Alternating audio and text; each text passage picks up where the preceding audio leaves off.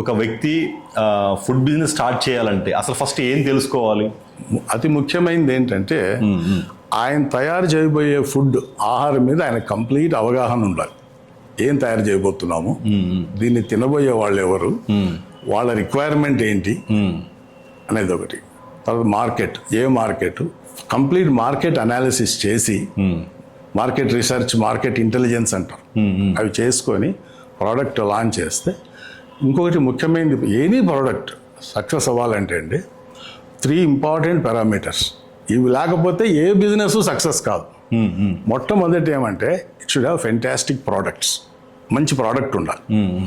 రెండోది loyal customers, అంటే వాళ్ళకు నమ్మకమైన, అంటే వాళ్ళ మీద ఆధారపడి ఈ బ్రాండ్ ఈ ప్రోడక్ట్ తెచ్చిందంటే మేము తింటాము అనేది నమ్మకమైనటువంటి కస్టమర్ రెండోది.